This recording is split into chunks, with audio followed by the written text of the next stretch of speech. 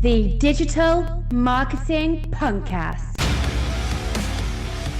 Hello everybody and welcome to the active resistance against bad digital marketing, missold by a seedy underworld of digital agencies to small business owners across the world. Every episode I try to help you clear up the mystery surrounding this digital voodoo that we call digital marketing, as we strip away the geek speak and the sales bullshit you may normally hear to give you clear, accessible answers which allow you to empower yourself with your own DIY digital marketing. This is Digital Marketing Punkcast and I am Digital Marketing Punk. This is episode number 13, unlucky number 13, but fortunately we haven't got an unlucky guest because today we're talking about the power of still imagery on your business website. And this episode, by the way, was recorded in, what month are we? January of 2019. Yes, this is the second episode to go live in 2019 and it's very, very exciting. I have Jack Spedding on the show today. We are talking about, he's a commercial photographer, a very experienced commercial photographer. He's done some fantastic work with a bunch of fantastic clients, and I do recommend that you go and check him out on his website, jackspedding.co.uk, because I think photography, and certainly commercial photography for a website, is one of those underrated things. And I mentioned in the chat that I had with him on the show that I had a conversation with a client on the very day about a client basically just saying, well, the images don't really convert, they don't bring us any sales, so let's just get rid of them. And that's the worst thing that they could have done. That's the worst idea, because imagery is so powerful. It's interlinked with your branding, your website design. The imagery brings all that together and gives your website life. And that's the importance that I want to get across to everybody today. And Jack, I think, believes the same thing as well. So I hope you enjoyed the conversation that I had today with Jack Spedding. So let's get on with it. This is episode number 13. We're talking about still imagery on a website. Go and check it out. Okay, so joining me today, I have Jack Spedding with me. How can I put this? You are technically a commercial photographer extraordinaire, I believe is your full title, isn't it, Jack? That should be on my LinkedIn profile, shouldn't it? It definitely should be. I might change that one later on. Jack, introduce yourself. Who are you? What do you do? What's your history? Yes, so Jack Spedding, photographer. I've been a photographer for the last 11 years now. Working agency side with some quite big brands. And around 2 years ago, I decided I'd had enough of working agency side and decided to set my own company up. And since then, it's gone from strength to strength. Excellent. Fantastic. So it's fair to say that I've got the right person on for the job about talking about the power of still imagery and photography would hope today. So, wouldn't you? Yeah, you'd hope so. I would hope so, yeah. Okay, so I work in an agency. I'm a digital marketer, obviously, and I tend to find I'm banging my head against the wall sometimes, working with clients and working with, clients at the agency side as well, when I'm talking to them about imagery, because their main concern is conversion. I want to drive leads, which is all very well and good, and it's very, very true. But when you try and talk to them about, and it's the same with like designers as well and branding, when you try and talk to them about imagery and photography and the importance of that, they sort of gloss over. So what do you, from your perspective, you've obviously been in this business for a while and you know a lot more about it than me. What do you see about the main issues that people come across when they're thinking about, their website imagery? Yeah, for me, it's always, no offense to anybody who's called Dave and works in marketing, but it's always Dave in marketing has got a camera so we can do it. And it's just trying to overcome that barrier of it's so vitally important to your professional image that you get nice images. A lot of people sort of use websites such as Unsplash or iStock, etc. But then there's so many other people out there that are using exactly the same image. Like there was one, she's called Jen, that had her stock image, and there was HP and Dell using her images at the same time. And you have to think the sort of brand equity that you want to build up, you can't be doing things like that for your own professional image. And people at the moment, rightly so, are going the video way. But again, people are doing it's the amount of phone shots you see on LinkedIn at the moment. And is that the way you want to portray your business? Everybody thinks, oh, I've got an iPhone, I can do my own photography. And maybe it looks great on your iPhone, but as soon as you want to blow that up on your website, or if you want to spread exhibitions or anything like that, as soon as you try blowing it up, you get caught out very, very quickly. Mm-hmm. What do you think are the main, when you must obviously search around on the web often, presumably in your line of work, you obviously see a lot of businesses, and whether it's B2B or B2C, website imagery on there. What really grinds your gears in terms of the things that you sort of come across and you go? Yeah. Well, a lot of my work is interior and architecture, so I do a lot for construction companies, property development, and that kind of thing. And what grinds my gears is wonky walls. I cannot stand it. It's everybody thinks you just put the widest angle lens on and shoot, make it look as big as possible, and it just makes your building look drunk. And it's that kind of attention to detail that you get from a professional photographer, where everything looks straight, and somebody will look at it and think that looks right. Whereas you look at something that hasn't been shot by a professional who doesn't necessarily have that eye, and you look at it and you're thinking, what's wrong with that image? And every second your client is thinking, what is wrong with that image, is a second that they're not sort of reading your copy, or they're not going further into your website. It's just little subliminal things like that that can convert one of your clients into a paying customer. Absolutely. It's funny that you bring up property, because one of my sort of key client bases is property, letting agents, estate agents, property auctions and things like that. And photography is really key for them, and they don't seem to understand that. And the worst thing, and the real thing that grinds my gears, is consistency in photography. When you're going from one property to the next, you see photos that are different sizes, and because of the way the website works, like you were mentioning before, it stretches them and distorts them. And, you're trying to sell this product, you're trying to sell this property, and not having that consistency and professional finish to photography is really damaging, not just your ability to sell that property, but your ability to sell yourselves as, the leading person, estate agent in the market of selling a property. Yeah, definitely. For the sake of whatever it'll cost them, a couple £100 or whatever, if you're selling a property that's worth sort of £200,000 plus, you think of that as 0.1% of what that property is actually worth. The amount of return that you could get extra on top of that from having professional photography, it will add thousands and thousands of pounds to a property, or get more people into, say, if you're on business centres, that kind of thing, having professional photography for places like that, or property developers who are maybe selling off plan and doing quite a few, like they'll build the first apartment, say, and then the rest of them will be sold off plan. If the first apartment looks rubbish, you aren't going to sell the rest of them.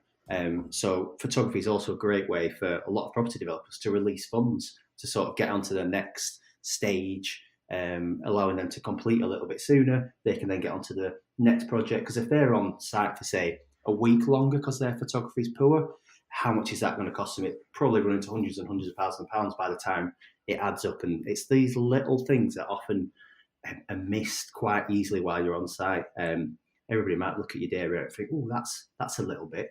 But if you sort of sell it as, actually, I'm saving you a week at the end of this because you're going to sell it quicker, even sort of the cost of the interest or whatever, it's going to save you money in the end. It's sort of an investment, and it's just getting that through to your clients that's going to hopefully sell it a little bit better. While we're on the topic of property, then, because I know a few people in the industry that listen to this show are in the property sort of area. Right, cool. What do you think makes great interior property shots? What is it? Obviously, it takes a lot of experience to get to that, but what is it that makes that so special, from having your photo taken on an iPhone that you've just done because Joe the estate agent's gone around with his iPhone and taken pictures, to actually selling something on the website? What is it? Cool. This is where I'm going to plug my blog a little bit. If you go to Jack Spedding, which is jakspedding.com/blog, there's quite a few different tips and stuff on there, especially for estate agents. I've done quite a few over the last month on estate agents and interiors. But for me, whenever I go to a new site, I'm looking to get a few different range of shots. You want your wide shot. Everybody wants your wide shot, but don't lie too much. I think most people have got the story where they'll turn up to a property on the website. It looked absolutely huge. They get there and you can't even, swing your cat sort of thing. So first off, don't lie. That's a life choice, a life lesson rather, not just a thing. It is a life choice as well, don't lie. Yeah. But then you also want to create some little vignettes as well. So sort of try and tell a story. So put on maybe a 50mm lens, which is more equivalent to the human eye, and just set up some little scenes so that whoever's looking at the image can sort of imagine themselves there. If you can imagine yourself in a building or in a property before you've even gone to see it, it sort of sets up this little story in your mind of, I could work there, I could live there, etc., etc. And it's just putting your client in that property before they've even got there, and that could help them have a positive impact before they even got to the property. Amazing, awesome. Student lettings are usually the worst for this. I know that from experience, because they tend to take the properties while there's already students in them, and the place is a mess. There are beer bottles everywhere. There's other things that you certainly shouldn't be seeing in the public view on tables, and they're the absolute worst for it. It's really interesting today because I had a conversation with a client. I was on a conference call, and I obviously knew that we were doing this interview today, and I had a conversation. It's about a new website, okay?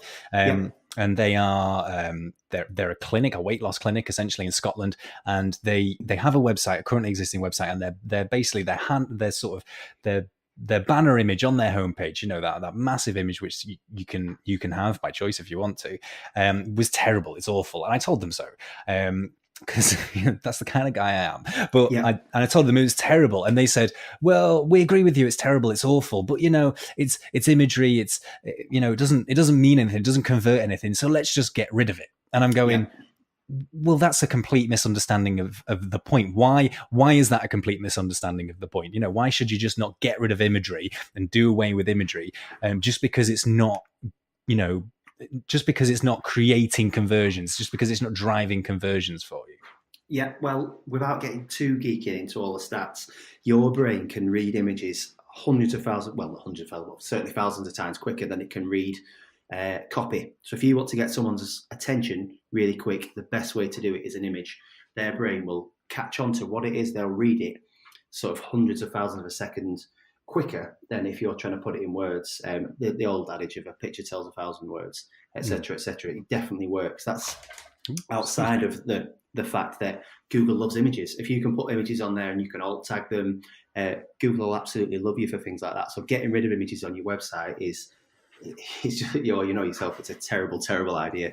Oh, yes, absolutely. I couldn't quite believe I was hearing this conversation say, we're just going to get rid of it. We're just going to get rid of the banner, and that'll be it. We'll just get straight into the words and the content. It said, I had to explain to them that this, like you just said, that image says, can give 1,000 words, and you can compute more emotive feelings faster and quicker than you can with an image than through words.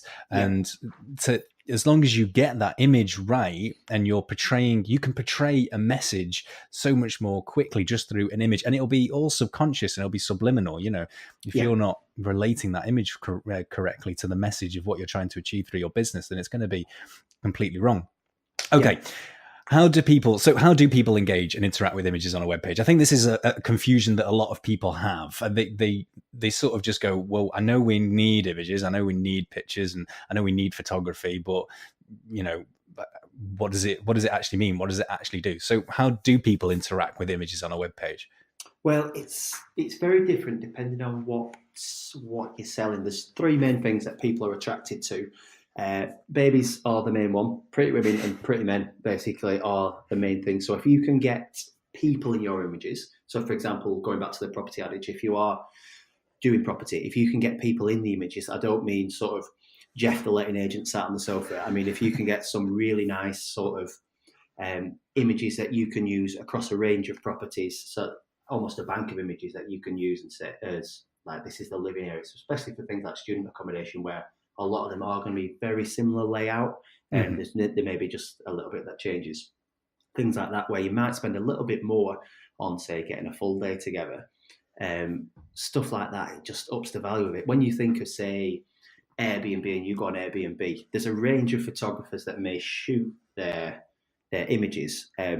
But from personal experience, you supply them your images and they all get treated exactly the same way. So their branding, it may pop up on Facebook down the side, and instantly I know what's Airbnb, and that's just from their photography. So having sort of your own branded style of photography, if you will draw people back to your website, and they may see it on an advert, and they don't need to see it's X estate agent or X whatever. They will know it's you from that Nike were with this last year with the Colin Kaepernick advert. They weren't even putting their own branding on it, but you knew it was a Nike advert from what they were doing. They took a massive, well, everybody thought they did take a massive gamble, but they knew exactly what their client wanted. And it 10 days after that, they'd made £3.5 billion just off the good use of photography, because they knew exactly their client base. They knew exactly what they're aiming for. That's one of the major things, is knowing your client and knowing what images will resonate with your client as well. You don't just put anything on there. Don't just go on Unsplash and find some cats and stick them on there because people like cat images. You need to know what's going to work for your sort of target demographic and tailor it to them. Is the way I'd go anyway. No, absolutely. I think you're right, and I think one of the key things that you said there that really resonated with me was, you can make photography, a style and a type of photography resonates so much with your brand. You mentioned Airbnb, and that's really interesting, because I never thought of that before, that you can see a photograph regardless of, well, obviously it matters what it is, but you can see a photograph and go, that's Airbnb branding, just by how that photograph is manipulated, edited. I mean, that's a really interesting point that you make. That's how powerful photography sort of editing can be if you style it all and I suppose brand guidelines, isn't it? And do it in that way. That's really interesting, actually. Yeah, it's a little bit scary how easily your mind can sort of be tricked, that you get to a point almost where you don't need the text. I suppose it's like you see the swoosh of the Nike. It's getting your photography to a point. Obviously, you're not going to get to the level of Nike overnight, but it's getting your photography to a standard where people can look at it and say, oh yeah, that's X company, and it's them before you even have to read into it. And it's, as long as you've got a positive brand image around all that, people will see your photography and sort of be drawn to it a little bit because they know what your company's about. Is stock imagery the enemy then? Is that what we're saying? I think I have to say it is, yeah. To be honest, I think there is a place for it. There's certain photographers that I've worked with in the past who provide stock images to really specific niches. For example, the nuclear power industry and things like that, where it's not always... they're not always capable to get in and shoot things at the right time. So stock images for things like that, absolutely, that's fine. But stock images, if you are, for example, estate agents, or if you're selling products or anything like that, it's one of those where you're risking. It's similar to sort of monetizing your YouTube channel. There was one, I did some stuff for a bathroom company a few years ago, and they were like, oh, we're going to monetize the YouTube channel. Sorry, I'm going slightly off track here, but it does make sense. And then they were getting, so they monetized, oh yeah, we're going to make some money off the ads that are appearing. But then they've got ads for another bathroom company appearing before their company thing. It's that whole thing where if you don't know who else is using the images, you could be almost promoting somebody else. It could be being used for anything. You could be selling, for example, I don't know, a foster care kind of thing, and then that picture, I'm going a bit lewd here, so apologies. That picture could then be used the next day for a Viagra advert, and if somebody's seen that for your foster advert, and then they see that the next day, and it's got a totally different meaning to it. All of a sudden, you lose your credibility around that. For the sake of spending a few £100, is the credibility of your company worth it? Is the way I'd go about pitching that. That could be really, really quite damaging to a brand, I suppose, over a period, having that kind of situation. I do have a question. Obviously, we've kind of established, yes, it has a place. Stock imagery has its place, but so the resolution to that is obviously getting photography of your own, and yes, you can do it the DIY approach, which is all very well and good, but the quality, I think it does take a certain eye. It takes a certain amount of skill. It takes, to really to know that product quite well to get that right photography. So what is the difference? The problem is, the point I'm getting to here is, what's the difference between Joe Blogs the photographer, who says he's a great photographer, and what's the difference between, how do you know you're getting quality photography from a professional photographer? Yeah, well, to the way I'd probably describe it is, it's similar to a muscle. If you think of your creativity as a muscle, say if you were a runner, for example, you wouldn't go into a marathon without training because your muscles wouldn't be right.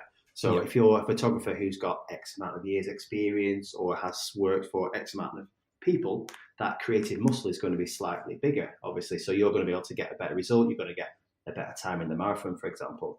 It's just one of those things where, when you are looking for a new photographer, like, obviously look through the website, but do sort of bear in mind that's only going to be the best of the best. It's similar to looking at someone's Instagram feed and you see, oh, they're on a yacht today, et cetera, et cetera. And it's that kind of thing where people are only showing the best work. So whenever I'm pitching for a job, I'd always like to meet with a client, so certainly meet with the photographer that you're wanting to work with, and just get a nice view, because there is people out there I know that produce exceptional work, but they're an absolute bugger to work with. So it's one of those things of trying to sort of weave in almost the two things. You're going to get better results, obviously, from a professional. Well, you'd hope you get better results from a professional photographer anyway, because that's what they get paid for. But yeah, just make sure you get along with them as well is one of the big things from a creative point of view as well, because you may have different creative outlets as well. For example, you may like a heavily processed image or something which may look nice on Instagram with a lot of filters on there. And if that's what you're going for, you can probably achieve that with a more amateur style thing, so shooting on your phone. But then if you're wanting something which has to go, for example, I quoted on a job the other day, and it was all fine, and at the end of the meeting it was like, oh yeah, we need these images to go on an 8 meter by 12 meter side of a building. And then all of a sudden that's like, wow. If you would ask an amateur photographer to try and do that, they would not have, not necessarily the technical know-how, but they wouldn't have the equipment. So luckily I'm able to provide that. But it was one of those things where, like, if you hadn't have mentioned that to a photographer and they were maybe not as experienced, and at the end it came to, right, we just need to blow this up 700 times bigger than it actually is, it would have been one of those where it's a little bit of a stumbling block. And obviously a professional's used to those kind of issues, and they can hopefully guide you the right way as well.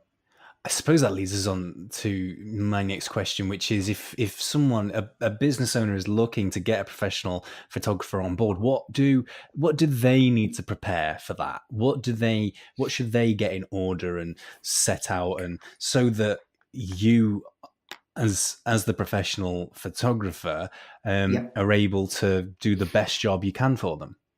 Yeah, well, I think a great thing to do is have, again, going back to knowing your customer, is knowing the goal. If, for example, your goal is to convert somebody on your website, it's knowing exactly what images you want before the shoot starts, so that there's not sort of, the worst thing that I always hear is, oh, just turn up and we'll wing it. And it's that kind of thing, like, oh no, from that moment on that it's going to go downhill. So get something. To be honest, it's part of the photographer's fault for stuff like that as well. Like, if somebody says that to me now, it's like, maybe not. But yeah, it's just getting sort of a shot list together. Like, my best clients, they'll send me a shot list, so you know exactly, you can basically have it up on your Mac as you're going through. You'll do a shot list as you go through, and sort of have an idea in your mind at the end how the images are going to be used. So, for example, if they are for social media, if they're for your Instagram, for example, you'll want them square. If they're for print, you're going to probably want them A4 or something like that. And it makes a massive difference to how your photographer should be framing things, and where certain things are placed in the frame of the camera to sort of draw the eye.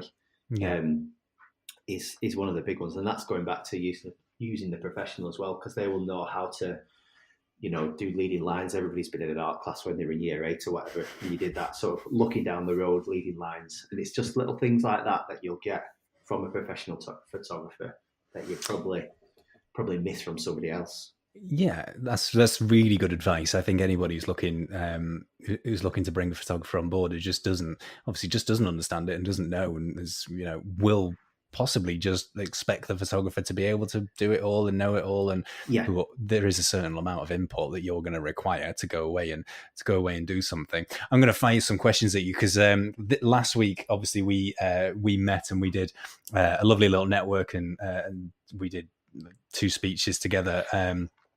And you were fired some really cool questions, which I made a note of because I wanted to ask you on here as well, which was the first one was, how do you make a boring product and service actually appealing? And which, let's be honest, I have a myriad of clients which have a really boring product, a really boring B2B service. How do you use photography to make that more appealing? Yeah. I think the example at the time was dishwashers, wasn't it? Which was one of those things where if you've got a white cutout shot, everybody's got the white cutout shot, it looks boring. Things like that, I'd always be pitching for a lifestyle set. If you can put, it's going back to what people like. If they can see a person in the shot, instantly it's more relatable. You can see sort of scale and that kind of thing. So for a really boring product, I suppose, introducing extra things like people and putting in a lifestyle environment, that kind of thing, just adding a little more panache, I guess. That's a word I've never used before in my life. Well, hopefully I never use it again. It's just going to sort of lift your images a little bit more. There's certain things that the human brain is drawn to as well. So, for example, the one I had in my talk last week was having people looking at things can draw people's eyes to them. People, for some reason, like looking at circles. Red is also a good colour for drawing people's eyes. So it's just knowing all these little things that can sort of draw somebody's eye in. Maybe you've got a product where, for example, I'm trying to think of something where for example, it's a car. It's just a normal car, but you want people to look at the wheels, and it's just sort of adding something around that area that will draw someone's eye, because naturally they're going to be drawn to a circle. If you can add something, maybe a hint of red somehow to it, people will be drawn to that area. Almost you'll ignore the rest of the car, and you'll be looking at that wheel, and it's sort of not lying to somebody, but it's you're creating this subjectively to draw people's eye around an image. It's really good for a lot of the interiors and stuff that I do. I'll put a person walking through a scene, and naturally your brain will think, oh, where's that person walking to? And you'll follow the line of that person. You might ignore everything else that's going on around it, but all of a sudden a shot of maybe a street that was quite boring for a property developer, if you've got a person walking through it that's got a little bit of blur or something like that, all of a sudden it looks a little bit better. Or if you've got a car going through it and that kind of thing, it just adds a little bit of life to it. So adding people is the best way that I can see to any kind of scene. It'll just make it a bit more relatable for people. That's a really good point. I like that a lot. Just adding life to that image can really bring the image to life. It's self-fulfilling, I suppose. It really is powerful. I was thinking when you were saying, when you were talking about sort of products before, you do get, I think about technology products like, gaming laptops, for example, or mobile phones, I suppose, particularly. We have products which are essentially, certainly with mobile phones, they're big black rectangular blobs of plastic and but you can take imagery in such a way which essentially almost makes it sexy, and that's by having, what is that just by having that abstract viewpoint of it? A lot of it's sort of I used to do a lot for a PC company, and the thing that they knew about this red thing, so I'd always put, for example, a red LED light inside the computer, and you'd be drawn to that, and it's just making sort of an abstract, almost an image within the product, if that makes sense. Apple are really good at things like this. Like, you'll go on the website and you'll just see a corner, a curve of the iPhone, and it's that kind of thing where you're looking at it and you're thinking, it almost makes your brain think, oh, what's that? So you'll go a little bit further, and then you'll get a little bit more. It's just, it keeps you scrolling, keeps you on the page, sort of not giving everything away at once, and it just keeps you sort of attracted to it for a little bit longer. So your brain's working out, oh, what's this? It's almost like a little game, if you will. People love games, don't they? And if you're giving them sort of a little tidbit each time, they're like, oh, what's this? They'll keep scrolling. The longer they're on your page, the more images you've got in there. I'd recommend an image maybe every 70 to 100 words to keep people interested. So they'll go down, they'll read your image. Hopefully your image is angled in a way that it directs their eye to the copy. So then they'll look at the image will lead their eye into the copy, they'll read the copy, right, I've read that, they'll scroll down a little bit further, your next image, that leads into another bit of copy. And it's just sort of guiding your customer down the page or through a brochure and things like that. That's another, when we're going on a rant here, when we're going back to things that annoy you. No, go for it. If you've got, for example, if you've got a brochure, don't have anybody looking outside of the brochure. For some reason, you'll look at this person, go back to Joe Blogs again, he's having a hard time today.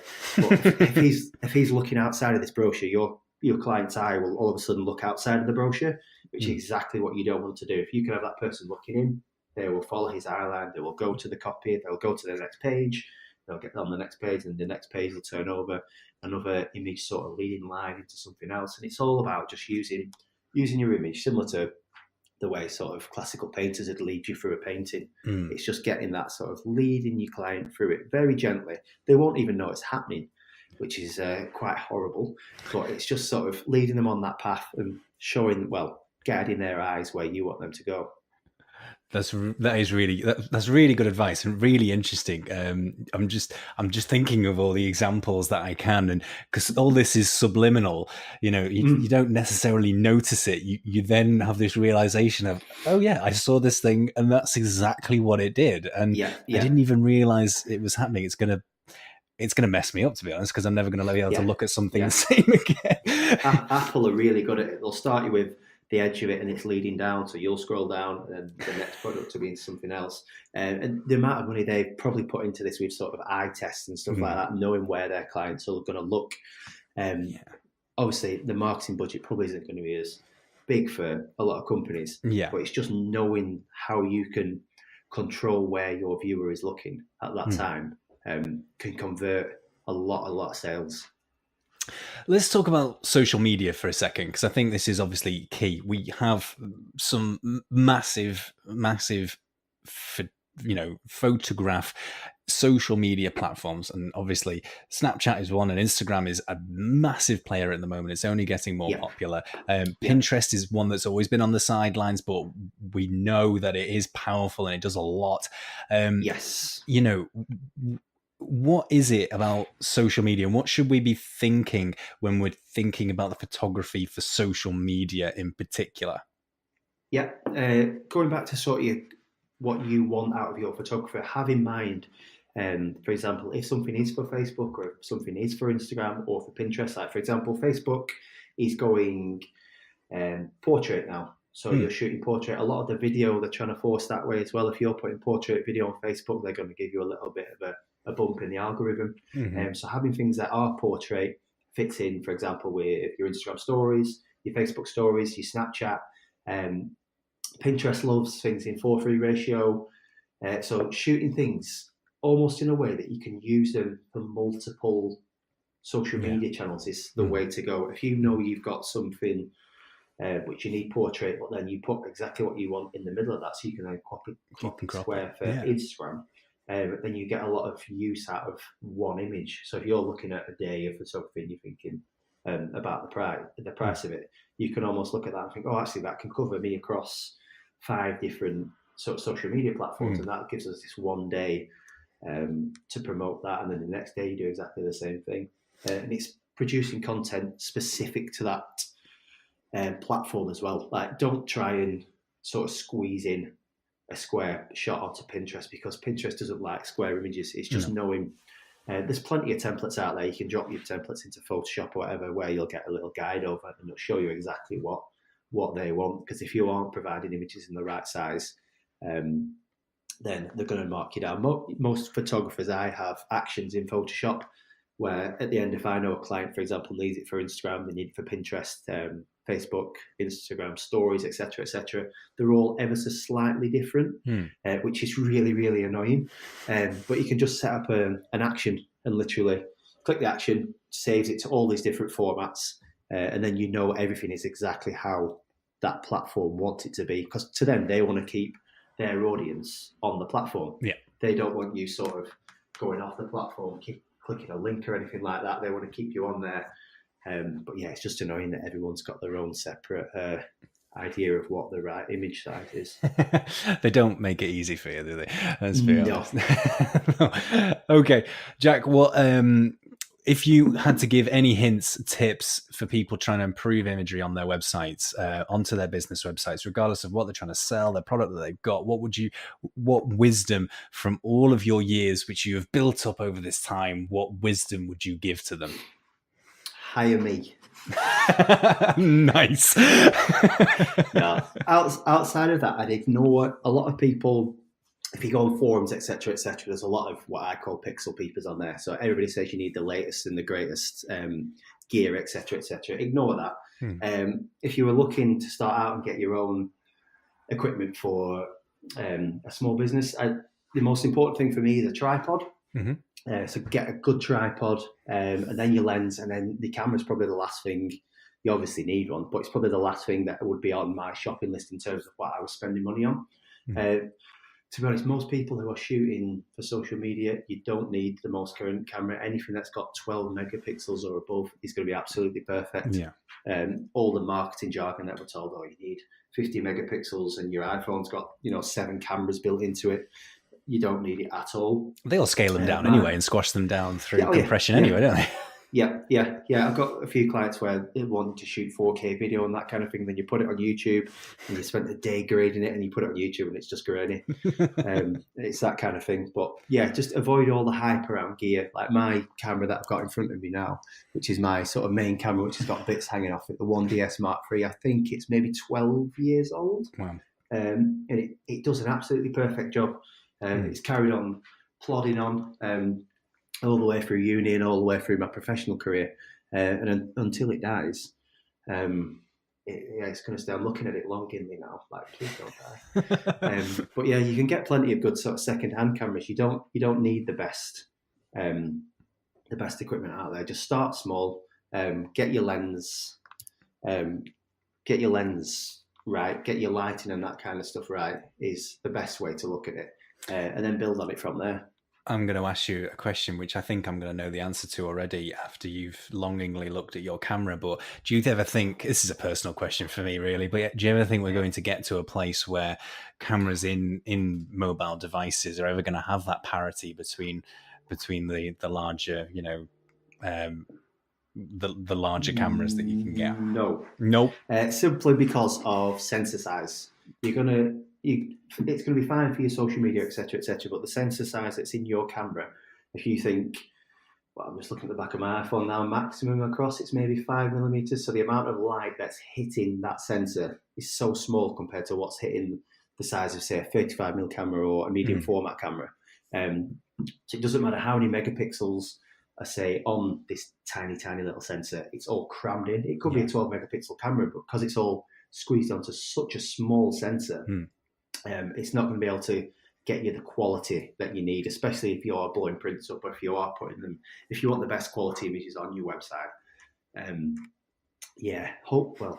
Unless you're going to get a sensor which is half the size of your phone, which I don't think it's going to happen. No.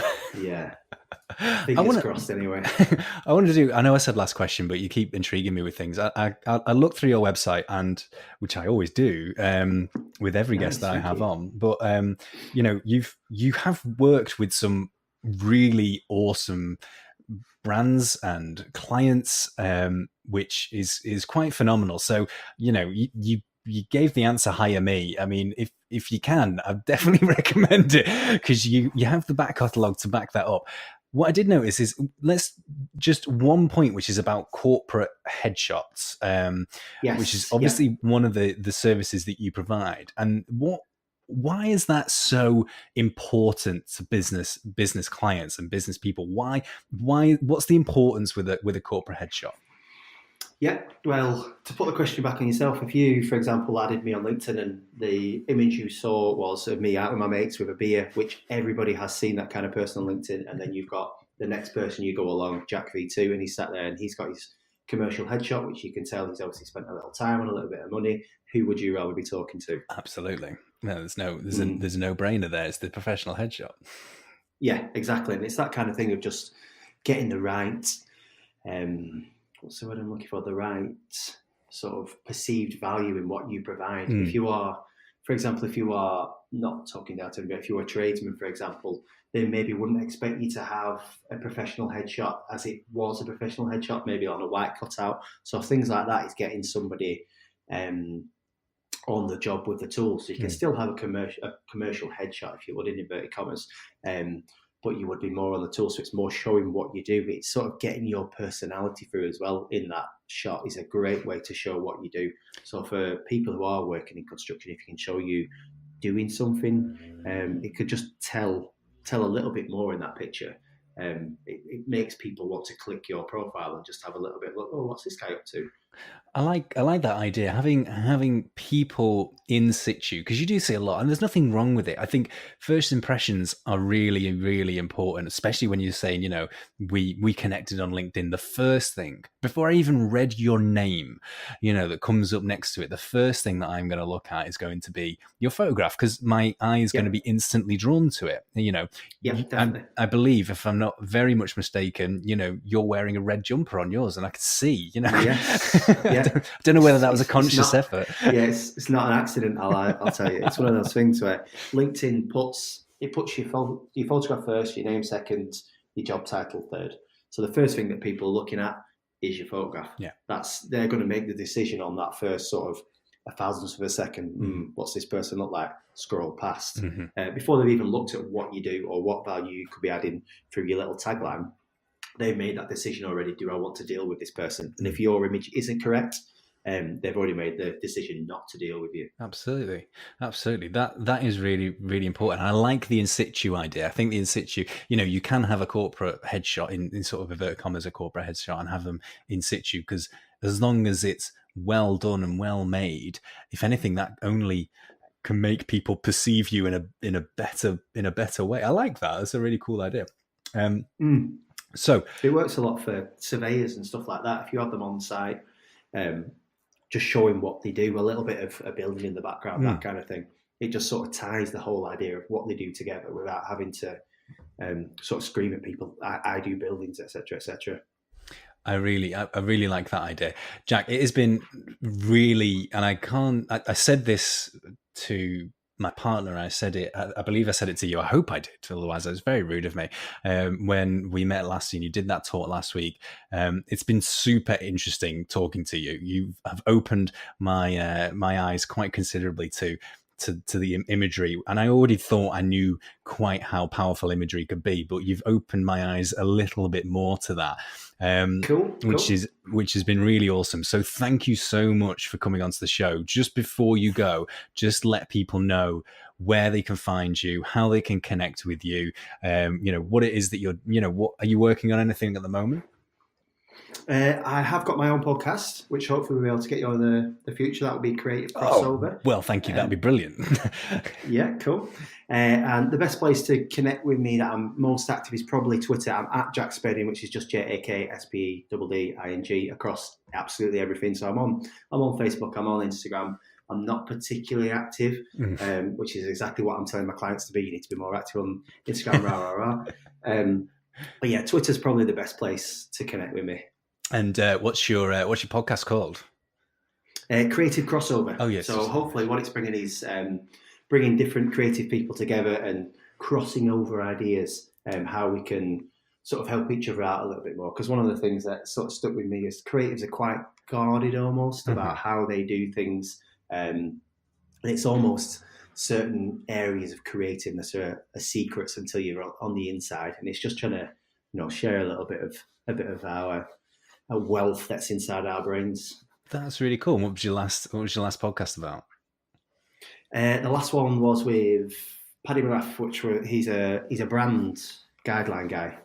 He's very different. When you say brand guidelines, it almost sounds quite boring, doesn't it? But when you've met him, totally different. It's all sort of on the soul and how you can sort of get your branding through your logo and things like that. He's very, very good at sort of getting on the inside of his clients' brains and sort of pulling out things that they weren't necessarily aware was what they wanted to talk to their client about. It all goes back to that knowing your target audience, and that sort of ties together with how I do it. It's sort of getting your goals down first, and then getting everything else behind that, because you may come to me, for example, you'd be like, oh, we need photographs for this.